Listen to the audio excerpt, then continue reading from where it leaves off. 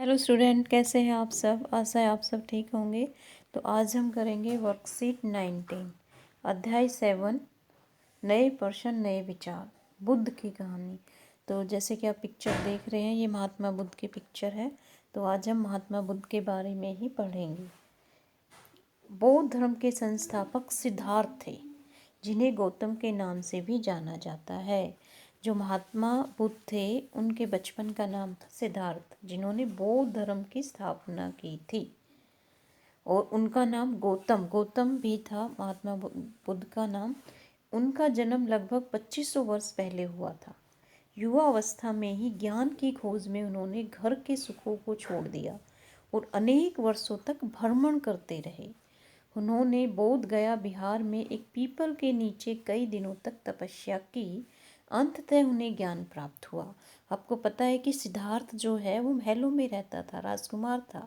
लेकिन जब उसने जीवन की कठिनाइयाँ देखी, तब उसने अपना वो पाठ सब छोड़ दिया और जो है वो तपस्या के लिए कहाँ चले गए, बोध गया बिहार। और वहाँ पीपल के नीचे उन्होंने तपस्या की।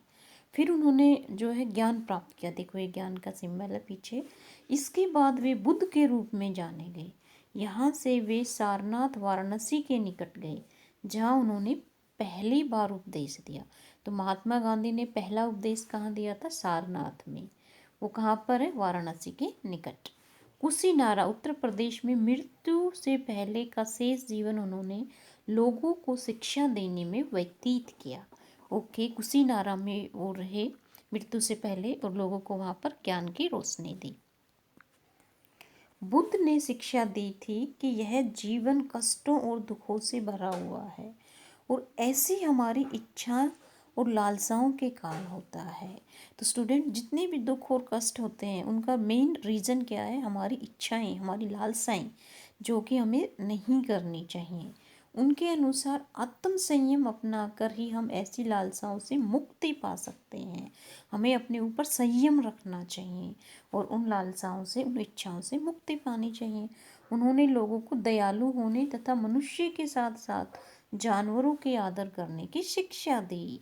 ये बड़ा अच्छा मैसेज दिया कि हमें एक दूसरे के प्रति दयालु होना चाहिए। इंसानों को ही नहीं, जानवरों के प्रति भी हमें दयालु होना चाहिए, उनकी पिटाई नहीं करनी चाहिए। बुद्ध ने अपनी शिक्षा सामान्य लोगों की प्राकृत भाषा में दी। उन्होंने जो उपदेश थे, शिक्षा थी, वो प्राकृत भाषा में, जो आम लोगों की भाषा थी उसमें प्राकृत भाषा, इससे सामान्य लोग भी उनके उपदेश को समझ सके। तो जो उपदेश दे उसका मेन मकसद क्या है? कि दूसरों को समझ में आए। इसलिए उन्होंने कौन सी भाषा ली? प्राकृत भाषा में उन्होंने उपदेश दिए।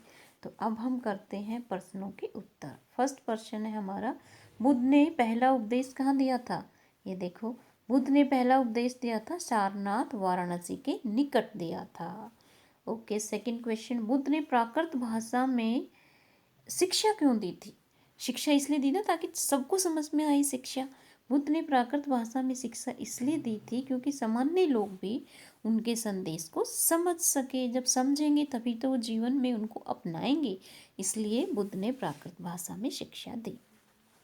बुद्ध के किस उपदेश को आप अपने जीवन में अपनाना चाहेंगे और क्यों?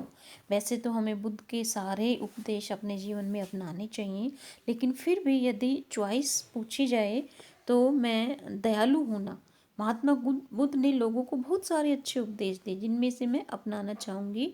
हमें लोगों के प्रति दयालु होना ही चाहिए, साथ साथ जानवरों के प्रति भी दयालुता रखनी चाहिए।